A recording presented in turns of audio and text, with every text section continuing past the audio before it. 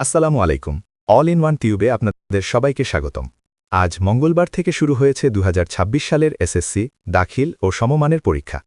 লাখ লাখ শিক্ষার্থী আর অভিভাবকদের জন্য আজকের দিনটি কতটা গুরুত্বপূর্ণ তা আমরা সবাই জানি। তবে এবারের পরীক্ষায় শুধু পরীক্ষার্থীর সংখ্যাই নয়, বরং প্রশাসনের কড়াকড়ি এবং কিছু বিশেষ নির্দেশনার কারণে এটি বেশ আলোচিত। চলুন জেনে নেই আজকের পরীক্ষার সব খুঁটিনাটি তথ্য।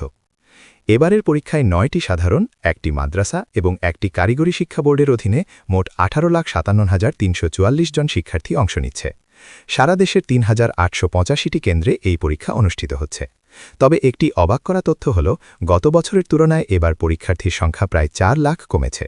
প্রায় 4.5 লাখ শিক্ষার্থী রেজিস্ট্রেশন করেও শেষ পর্যন্ত পরীক্ষায় অংশ নিচ্ছে না, যা শিক্ষা ব্যবস্থার জন্য একটি বড় চিন্তার বিষয়। পরীক্ষার্থীদের জন্য এবার রয়েছে 14 দফা বিশেষ নির্দেশনা। যানজট এড়াতে সকাল 8:30 মিনিটের মধ্যেই শিক্ষার্থীদের কেন্দ্রে প্রবেশের সুযোগ দেওয়া হয়েছে। তবে পরীক্ষা শুরু হবে সকাল 10টায়। প্রতিটি বিষয়ে সৃজনশীল ও বহুনির্বাচনী অংশে আলাদাভাবে পাশ করতে হবে।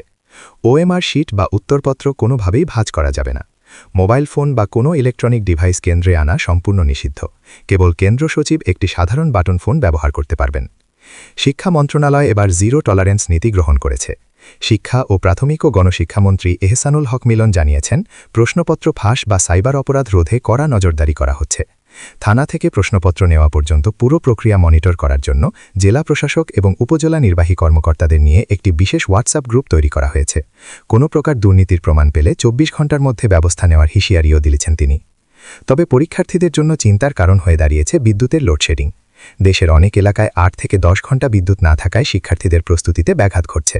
যদিও মন্ত্রী জানিয়েছেন, কেন্দ্রগুলোতে নিরবিচ্ছিন্ন বিদ্যুৎ নিশ্চিত করতে চিঠি দেওয়া হয়েছে।